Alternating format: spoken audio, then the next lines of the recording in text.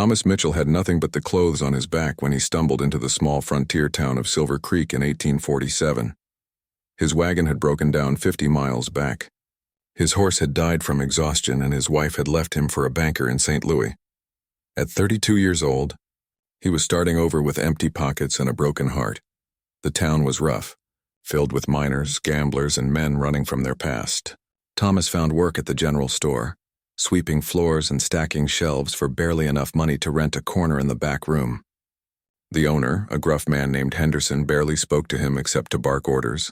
3 months into his new life, Thomas heard commotion outside the store. Through the dusty window, he saw a crowd gathered around something in the street.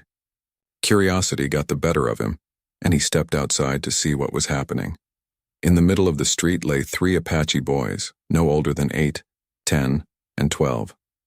They were unconscious, their small bodies covered in dirt and dried blood. The townspeople stood around them talking in hushed, angry voices. "Savages," someone whispered, "probably planning to raid the town." "Should leave them where we found them," another voice said. "No good can come from helping their kind." Thomas pushed through the crowd and knelt beside the smallest boy. The child's breathing was shallow, his lips cracked from thirst. The other 2 boys were in similar condition, clearly starving and dehydrated. They had been walking for days, maybe weeks. "They're just children," Thomas said, looking up at the hostile faces surrounding him. "Apache children grow up to be Apache warriors," Henderson said from behind him. "Best to let nature take its course." Thomas stood up slowly, his jaw set with determination. "Then I guess nature's gonna have to wait." He bent down and scooped up the smallest boy in his arms. "I'm taking them." The crowd murmured their disapproval, but no one stopped him as he carried the first boy toward his small room behind the store. He made 2 more trips, bringing each unconscious child to safety. Henderson watched from the doorway, shaking his head. "You're making a mistake, Mitchell." "A big one," Thomas didn't answer. He was already heating water on the small stove, preparing to clean their wounds and get some food into them. For the first time since arriving in Silver Creek, he felt like he had a purpose. These boys needed him, and he needed to be needed. As he gently washed the dirt from the youngest boy's face, Thomas wondered what had brought them here. Were they orphans? Had they been separated from their tribe? Were their parents looking for them?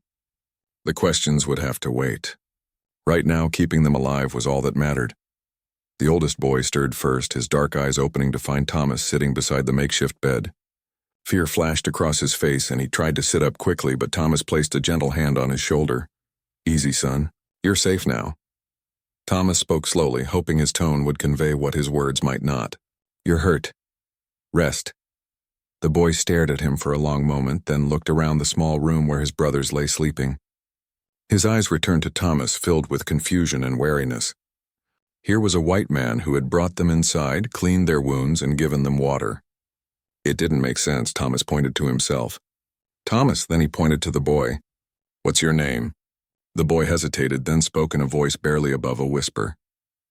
"Ayana, Ayana," Thomas repeated, nodding. It was a start. Over the next few days, the 3 brothers slowly recovered their strength. Thomas learned their names.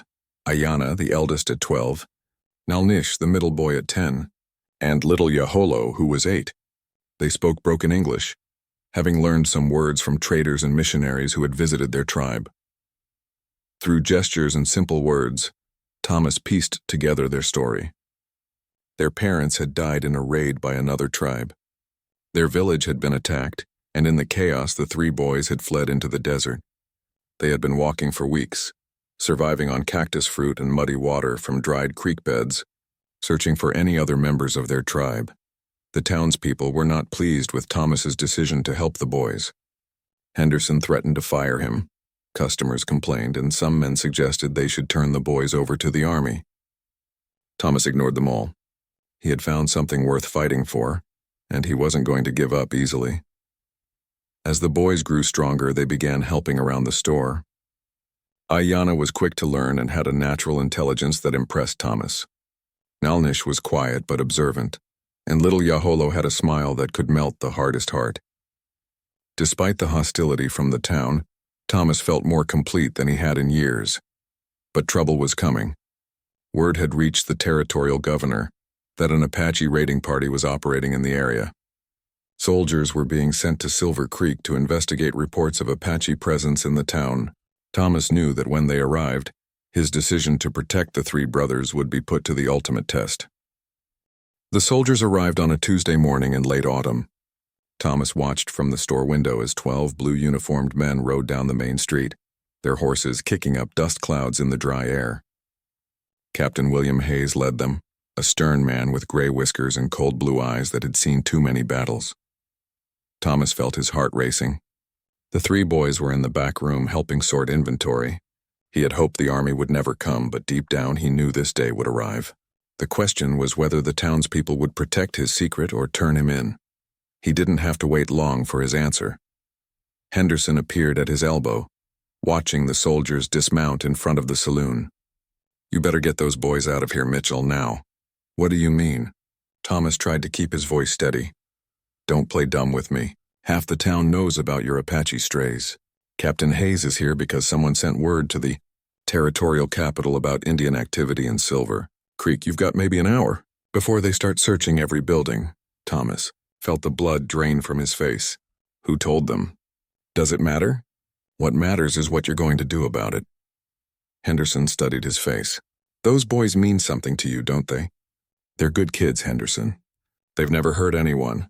I believe you, but Hayes won't see it that way. To him, the only good Apache is a dead Apache.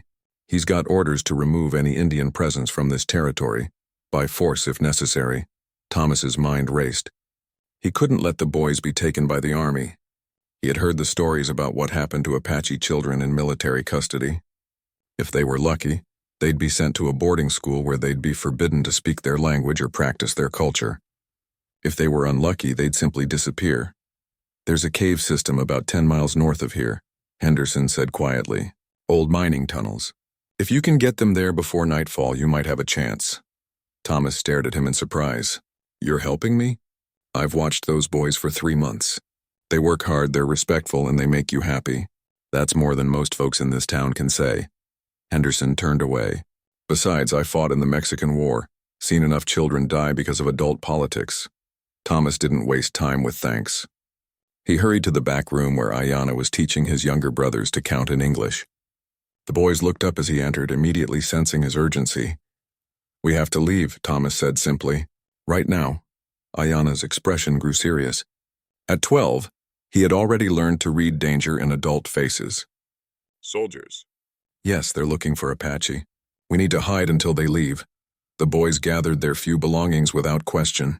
Thomas packed food, water, and blankets into a canvas bag. His hands were shaking, but his resolve was firm. These boys had become his family, and he would protect them with his life. They slipped out the back door of the store just as Captain Hayes entered the front. Thomas led the boys through the maze of back alleys, staying in the shadows of buildings. Silver Creek wasn't large, but getting out unnoticed would require careful timing and a lot of luck. As they reached the edge of town, Thomas heard voices behind them. The search had begun. He hurried the boys into the scrub brush and cottonwoods that lined the creek bed. From here, they could follow the water north toward the old mining area Henderson had mentioned. "Why do they hunt us?" little Yaholo asked as they walked. His English had improved dramatically over the past months. Thomas struggled to find an answer that would make sense to an 8-year-old. "Some people are afraid of what they don't understand. They think all Apache are the same, but I know better. I know you." Ayanna walked beside him, his young face set with determination. "Our father told us white men would try to change us or kill us. But you are different." "How am I different?" "You see us as people, not just Apache." They walked in silence for a while, following the creek as it wound through the desert landscape. Thomas kept looking over his shoulder, expecting to see dust clouds from pursuing soldiers. So far, they seemed to have escaped undetected. As the sun began to set, they reached the abandoned mining area Henderson had described. The old tunnels had been carved into a hillside by prospectors looking for silver that never materialized. The entrance was partially hidden by fallen rocks and desert plants. Thomas lit a lantern and led the boys inside. The tunnel extended back into the hillside for about 50 feet before branching into smaller passages. It was dry and relatively warm, a perfect hiding place. "How long do we stay here?" Nalnish asked. It was one of the few times Thomas had heard him speak. "Until it's safe to return. A few days, maybe a week." As they settled in for the night, sharing jerky and hardtack by lantern light, Thomas realized his life had completely changed. 3 months ago, he had been a broken man with nothing to live for. Now he was a fugitive, hiding in a cave to protect 3 Apache boys who had become the center of his world. Ayanna sat beside him, staring into the flickering flame. "Thomas," he said quietly, "why did you help us that first day?" "The other white men wanted to leave us in the street." Thomas considered the question carefully. "Because it was the right thing to do, and because you reminded me that some things are more important than being safe." Outside the cave, coyotes howled in the distance. Tomorrow would bring new challenges, but tonight they were together and alive. For Thomas, that was enough. 5 days passed in the cave before Henderson arrived with news. Thomas heard the sound of approaching hooves and quickly extinguished the lantern, motioning for the boys to stay quiet. He crept to the cave entrance and peered out through the rocks. Henderson sat on his horse about 20 yards away, alone. "Mitchell, it's safe." "They're gone." Thomas emerged from hiding, relief flooding through him. "What happened?" "Hayes and his men tore the town apart looking for your boys. Searched every building twice, questioned everyone, but nobody talked. Even folks who complained about you helping the Apache kept their mouths shut when it mattered." The boys joined Thomas at the cave entrance, blinking in the bright sunlight. They had grown restless during their confinement, but they had remained patient and quiet. "Why didn't anyone tell the soldiers about us?" Ayanna asked. Henderson studied the intelligent young face. "Because over the past few months you boys proved yourselves. People saw you working hard, being respectful, helping where you could. They may not trust Apache in general, but they came to trust you 3 specifically." They returned to Silver Creek that afternoon, but Thomas knew everything had changed. Word of the search would spread to other military units. They couldn't stay hidden forever. The boys needed to disappear from official records, and that meant making some difficult decisions. Over the next few weeks, Thomas began planning for their future. He couldn't legally adopt Apache children, but he could give them new identities. With Henderson's help, he forged documents claiming the boys were half Mexican orphans he had taken in. It wasn't perfect, but it might fool casual inspection. More importantly, Thomas began teaching them skills they would need to survive in the white man's world. Ayanna was a natural student, quickly mastering reading and arithmetic. Noose showed remarkable talent with horses and mechanical things. Little Yaholo had an ear for languages and could switch between Apache, Spanish, and English with ease. But Thomas also encouraged them to maintain their Apache heritage in private. In the evenings, they would sit by the fire behind the store, and the boys would tell him stories their father had shared about Apache history and traditions. Ayanna taught him words in their language, and Thomas helped them write down the old stories so they wouldn't be forgotten. As winter turned to spring, the boys grew taller and stronger. They had become fixtures in the town, and most people had accepted their presence. But Thomas noticed changes in them that worried him. They were becoming too comfortable, too settled. They were losing the edge that had kept their people alive in the desert for generations. The realization hit him one morning when he found Yaholo struggling to start a fire. This boy, whose ancestors had survived in one of the harshest environments on Earth, couldn't create flame without matches. They were becoming dependent on white man's conveniences, and Thomas feared he was doing them a disservice. That evening, he made a decision that would change all their lives. "Boys," he said as they finished dinner, "I think it's time you learned to live in both worlds." Ayanna looked up from his book. "What do you mean?" "You're Apache. That's not something to hide or be ashamed of. But you also need to understand the white world if you're going to survive in it. I've been thinking we should find what's left of your tribe." The 3 brothers exchanged glances. They had barely spoken of their people since those first few days, as if the topic was too painful to address. "We tried to find them," Noose said quietly.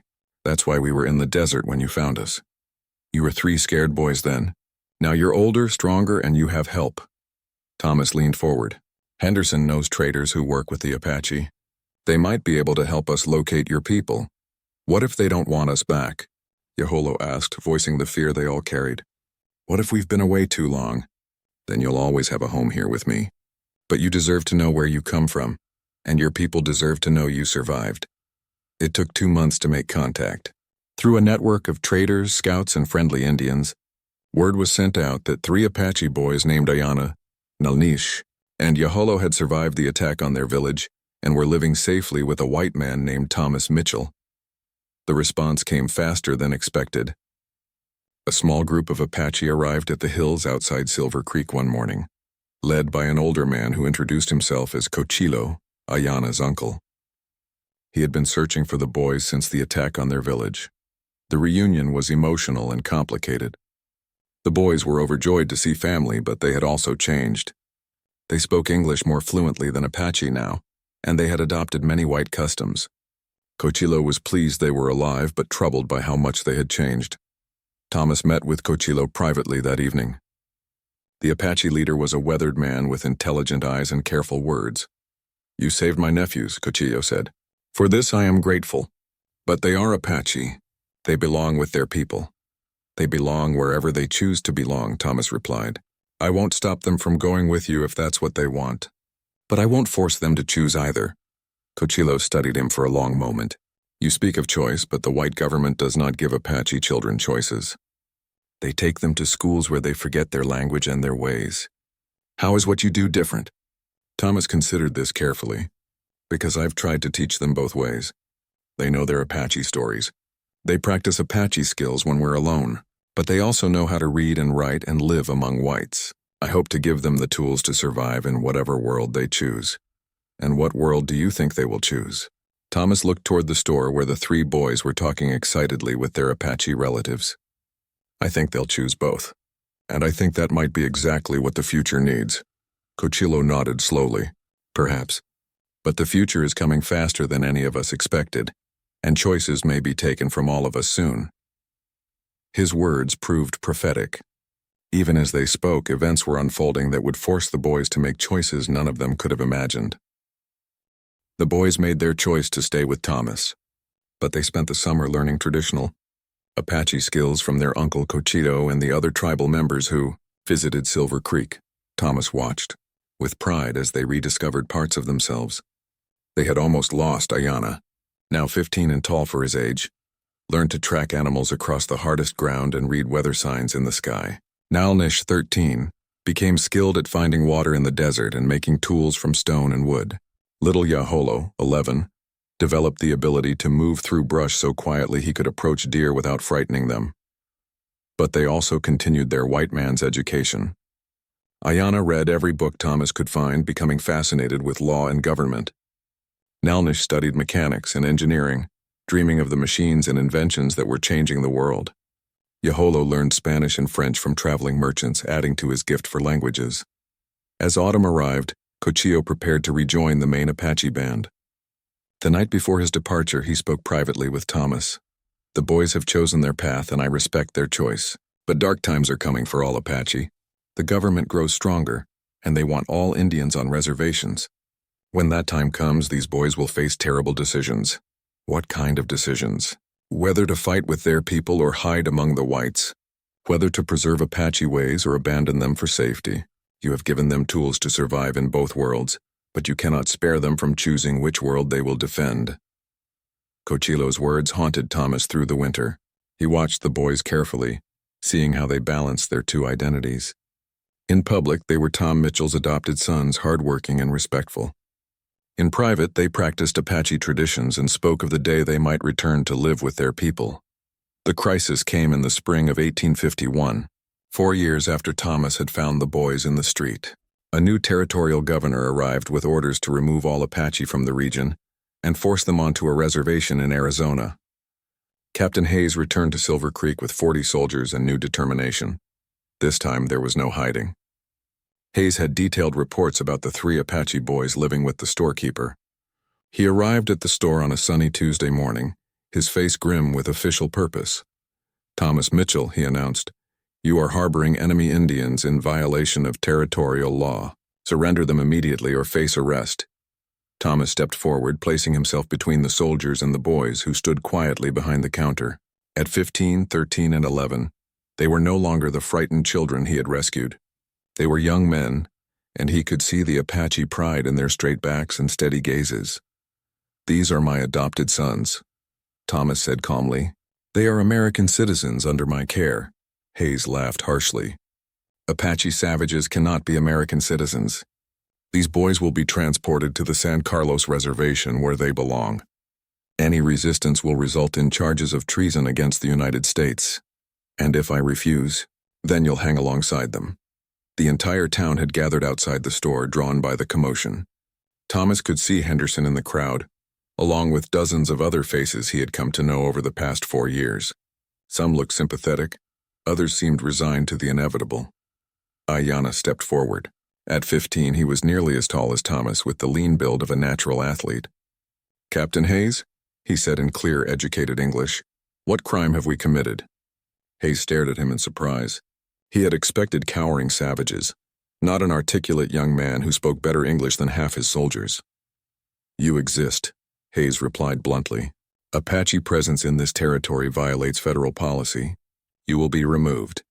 Even though we have harmed no one? Even though we contribute to this community?" "Especially because you contribute," Hayes said, his voice rising. "You make people forget what Apache really are. You make them think your kind can be civilized. That's dangerous thinking that leads to more Indian problems." Thomas felt anger building in his chest. But Nalnish stepped forward before he could speak. "Captain," the 13-year-old said quietly, "our uncle Cochilo told us you fought against our people in the desert. Did you know that the Apache you killed were fighting to protect their families, just like you would fight to protect yours?" Hayes's face darkened. "Don't try to twist this around, boy. Your people are warriors. Warriors who kill innocent settlers." "Yes," Ayanna said simply, "and you are a soldier who kills Apache. The difference is that we choose to live in peace while you choose to make war." The crowd murmured at this exchange. Thomas realized the boys had learned more than just survival skills over the past 4 years. They had learned how to think, how to argue, how to stand up for themselves with words instead of weapons. But Hayes was not interested in debate. "Enough talking. Sergeant, take these boys into custody." As the soldiers moved forward, something unexpected happened. Henderson stepped out of the crowd. "Wait just a minute, Captain." "This is not your concern, Henderson." "Actually, it is." The store owner moved to stand beside Thomas. "These boys work for me.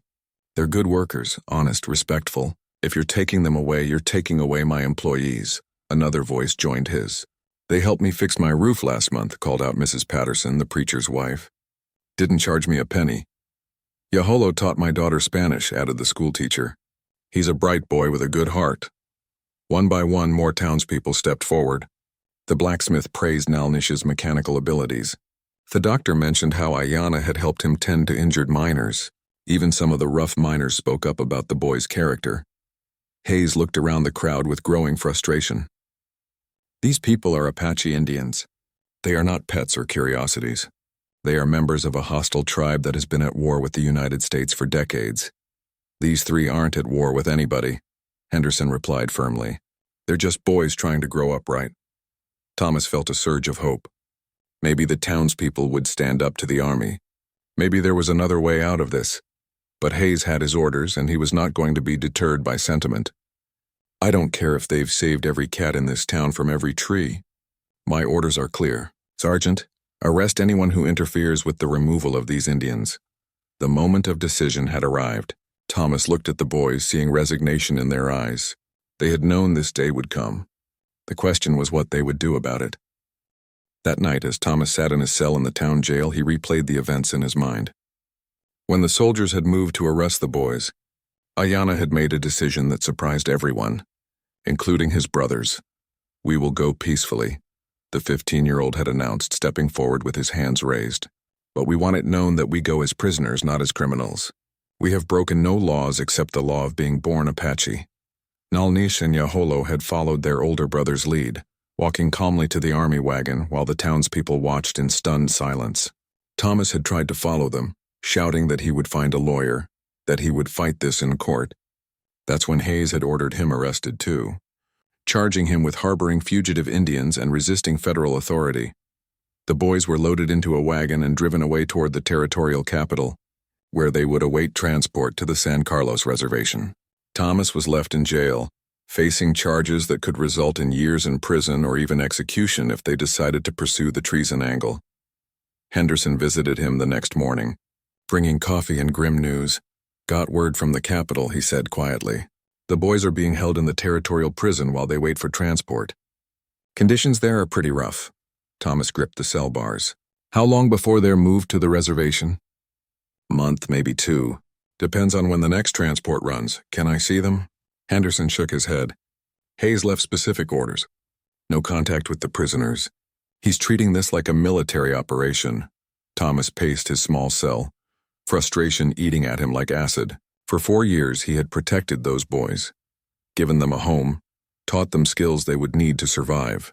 Now, when they needed him most, he was powerless to help. Days passed slowly. Thomas learned from Henderson that a lawyer was coming from the territorial capital to handle his case, but the man wouldn't arrive for another week. Meanwhile, the boys remained in prison, cut off from everyone who cared about them. On the 8th day of his imprisonment, Thomas received an unexpected visitor. A young Apache man, maybe 20 years old, appeared at his cell window in the middle of the night. He moved so quietly that Thomas didn't notice him until he spoke. "You are the white man who raised my cousins." Thomas nearly jumped out of his skin. "Who are you? How did you get in here?" "I am Eskiminzin, son of Cochilo. The old man sent me to check on Ayana, Nalnish, and Yaholo. I have been watching the town for 3 days. They're not here." The soldiers took them to the territorial capital. Eskiminzin nodded. "I know, I followed them there. They are in the white man's stone lodge with iron bars. The conditions are bad." Thomas felt his heart sink. "Are they hurt?" "Not yet. But they are kept with white criminals who do not like Apache, and the guards treat them like animals." Eskiminzin's voice was calm, but Thomas could hear the anger underneath. "My father wants to know what you plan to do. I'm going to hire a lawyer, fight this in court, try to get them released legally, and if that fails," Thomas met the young Apache's steady gaze, "then I'll find another way." Eskiminzin studied him for a long moment. "My father said you were different from other white men. He said you saw my cousins as people, not just Apache. Is this true?" "It's true." "Then know this, if your white man's law cannot save them, Apache law will. We do not abandon our family." The young warrior disappeared as silently as he had come, leaving Thomas alone with his thoughts. He realized that the boy's situation was even more complicated than he had imagined. If the legal system failed them, their Apache family might attempt a rescue. That could lead to violence, and violence would only make things worse for everyone. The lawyer arrived 2 days later. Samuel Morrison was a thin, nervous man from Phoenix who specialized in territorial law. He listened to Thomas's story with growing skepticism.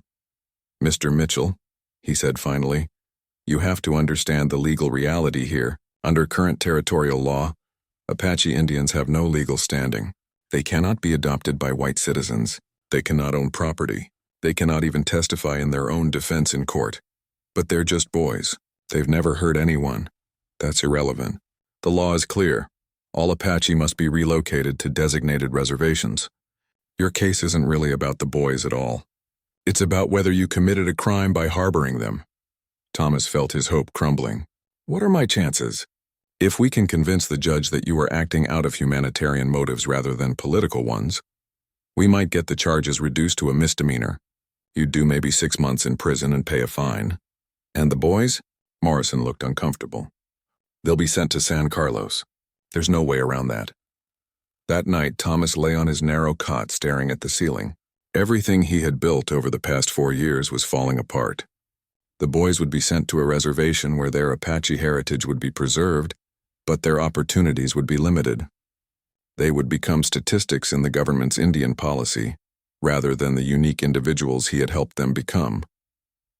But as dawn approached, Thomas realized he wasn't ready to give up. The boys had taught him something important over the years. Sometimes the right thing to do wasn't the legal thing to do. Sometimes you had to choose between following rules and following your conscience. He made his decision just as the sun crested the horizon. When Henderson arrived with breakfast, Thomas was ready. "I need you to get a message to someone," he said quietly. "Who?" Eskiminzin. "Cochilo's son. He was here the other night." Henderson raised an eyebrow. "Apache can get into a locked jail? That's a handy skill."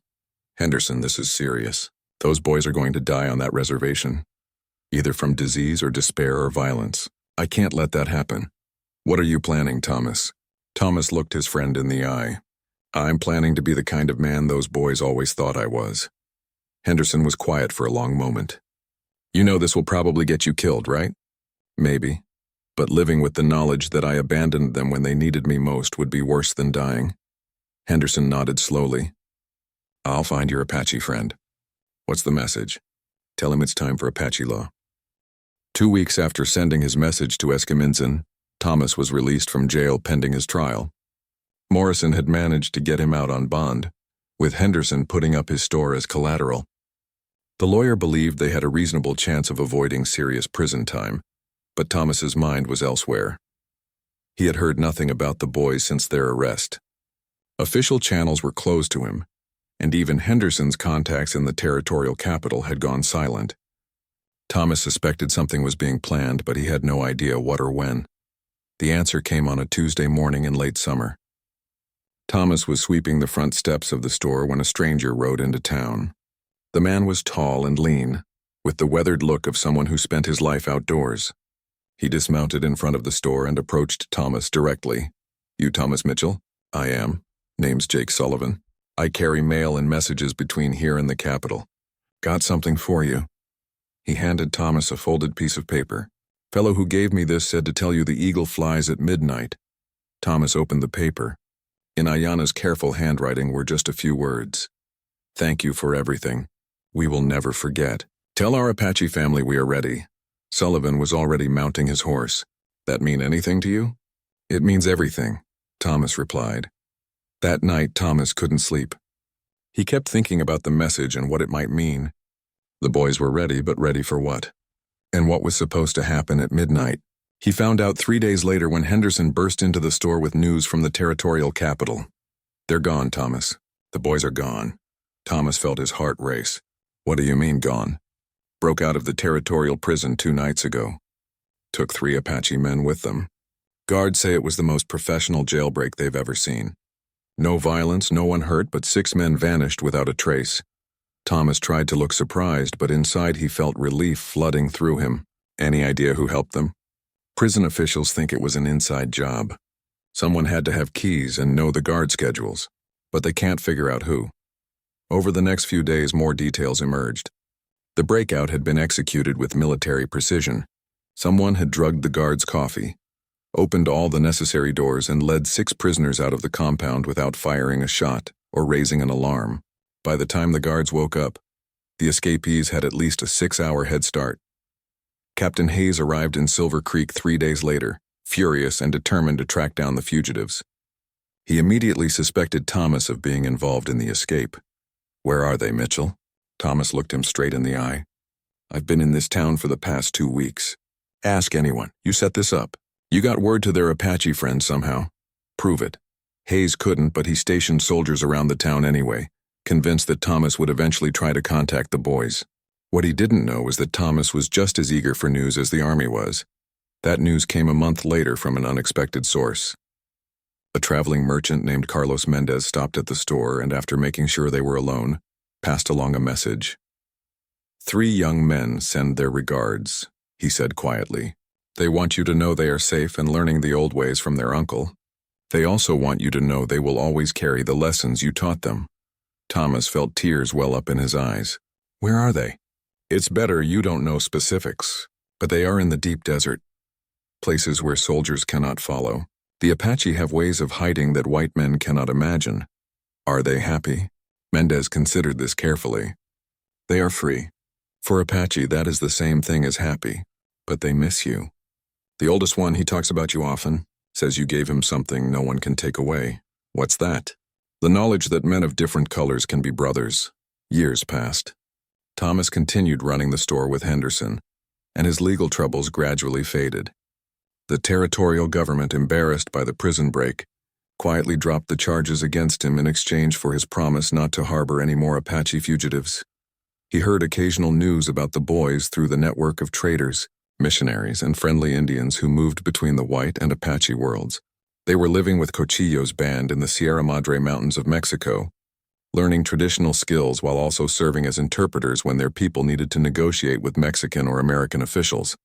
Ayana, now a young man of 20, had become one of Cochillo's most trusted advisors. His education in both worlds made him invaluable, during the complex negotiations that kept the Apache band free from reservation life. Nalnish had developed into a skilled warrior and scout, while Yaholo used his language abilities to gather intelligence from travelers and traders. Thomas was proud of what they had become, but he missed them terribly. They had been his family for 4 crucial years, and their absence left a hole in his life that nothing could fill. The years brought changes to Silver Creek as well. The town grew as mining operations expanded, bringing new people and new problems. Thomas, now in his 50s, found himself serving as an unofficial mediator when disputes arose. His reputation for fairness and his unusual experience with Apache culture made him someone people trusted to see all sides of a situation. In 1863, when Thomas was 58 years old, those leadership qualities almost got him killed. A group of miners had accused a local Mexican family of stealing tools from their claim. The evidence was thin, but anti-Mexican sentiment was running high due to ongoing conflicts along the border. A mob formed, demanding that the Hernandez family be driven out of town. Thomas tried to calm the situation, pointing out that the accusations were unproven and that the Hernandez family had been honest members of the community for years. His intervention probably saved the family from violence, but it also made him enemies among the more radical miners. Those enemies began spreading rumors that Thomas was a Mexican sympathizer, maybe even a spy. The rumors grew and twisted until some people began claiming he was in contact with Apache raiders, providing them with information about mining operations and army movements. The rumors reached the ears of a new territorial judge named Ezra Blackwood, a harsh man who had built his reputation on being tough on Indian problems. When he heard that a known Apache sympathizer was living freely in Silver Creek, he decided to make an example. On a cold morning in December 1863, Thomas was arrested on charges of treason and conspiracy to aid enemies of the United States. The evidence was mostly gossip and speculation, but in the current political climate that was enough.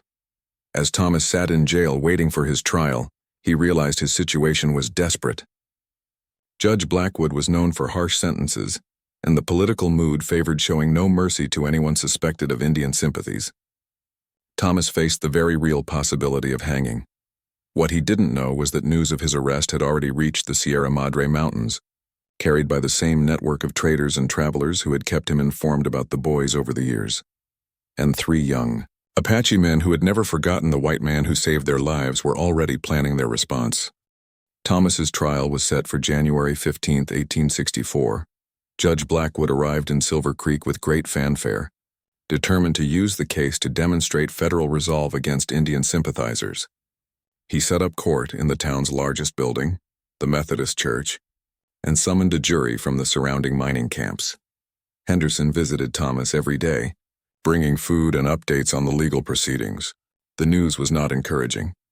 Morrison, his lawyer, had been replaced by a younger attorney appointed by the court, a man who seemed more interested in avoiding trouble than mounting a real defense.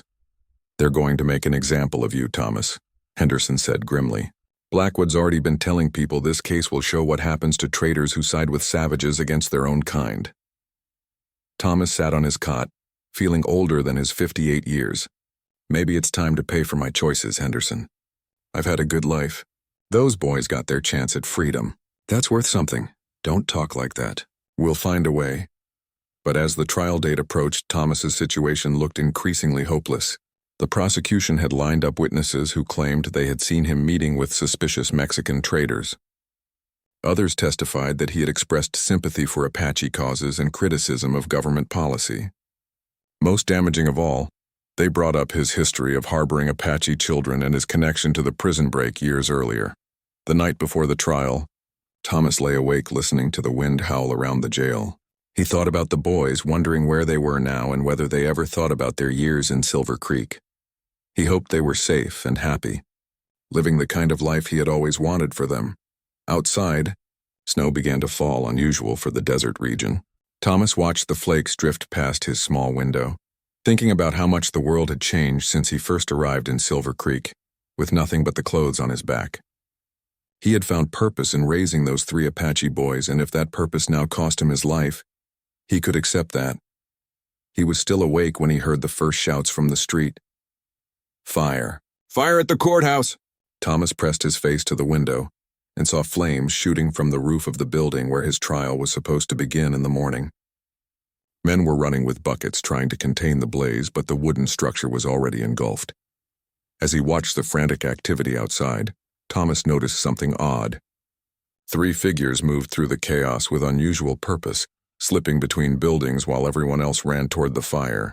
They moved like Apache, silent and invisible even in the flickering firelight. The jail door opened behind him. Thomas turned, expecting to see the sheriff, but instead found himself looking at a face he hadn't seen in over 10 years. Ayanna stood in the doorway, no longer the 15-year-old boy who had been taken away in chains. He was 28 now, tall and powerfully built with the confident bearing of a natural leader. Behind him were Noose and Yaholo, equally transformed from the children Thomas remembered. "Hello, Thomas," Ayanna said quietly. "We heard you were in trouble." Thomas stared at them in amazement. "How did you—" "The fire. Noose always was good with mechanical things," Yaholo explained with a grin that reminded Thomas of the mischievous boy he had been. "Amazing what you can do with some lamp oil and a long fuse." "You came back for me," Thomas said, his voice thick with emotion.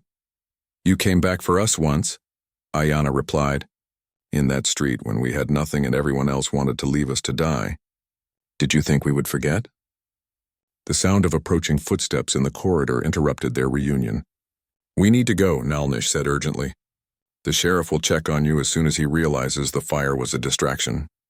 They moved swiftly through the jail, using keys that Yaholo had somehow acquired. Outside, the entire town was focused on fighting the courthouse fire, giving them cover to slip away into the darkness. As they reached the edge of town, Thomas looked back at the flames consuming the building where he was supposed to be tried for treason in the morning. "Judge Blackwood won't be pleased about this. Judge Blackwood will have bigger problems than one escaped prisoner," Ayanna said. "The fire destroyed all the court records, including the evidence against you. And by the time they rebuild the courthouse and reschedule your trial, you'll be long gone." They rode hard through the night, following trails that only Apache scouts could navigate in darkness. By morning, they were deep in the desert, far from any pursuit. As the sun rose over the mountains, Thomas found himself sitting around a small campfire with the 3 men who had once been boys under his protection. They had risked everything to save him, just as he had once risked everything for them. "What happens now?" he asked. "Now you have a choice," Ayanna said. "We can take you to Mexico, where you can start a new life beyond the reach of American law. Or we can find a way to clear your name so you can return to Silver Creek." Thomas considered this. At 58, starting over in a foreign country would be difficult. But returning to face trumped-up treason charges might be impossible. "What do you think I should do?" Yaholo spoke up. "We think you should do what you taught us to do. Choose the path that lets you live with honor." Thomas smiled. Even after all these years, they were still teaching him important lessons. He made his choice, and it surprised them all. "I want to go home," he said. "Not to hide, but to face whatever comes. You boys taught me that sometimes running isn't the answer. Sometimes you have to stand and fight for what's right." Ayanna nodded approvingly. "Then we fight together. But first we gather evidence to clear your name. And we make sure Judge Blackwood understands that some accusations should never be made." Over the next 6 months, the 3 Apache brothers used their skills and contacts to investigate the charges against Thomas. They discovered that the accusations had been fabricated by a group of miners who wanted to seize valuable property belonging to Mexican families in the area. Thomas had simply been a convenient scapegoat. More importantly, they gathered evidence of corruption involving Judge Blackwood himself, including his financial connections to the same mining interests that had targeted Thomas. When Thomas finally returned to Silver Creek, it was not as a fugitive but as a vindicated man. The evidence Ayanna, Noose, and Yaholo had gathered not only cleared his name, but led to Blackwood's removal from the bench. Thomas lived another 20 years, watching Silver Creek grow into a proper town and serving as its unofficial historian. He never married, but he was never alone.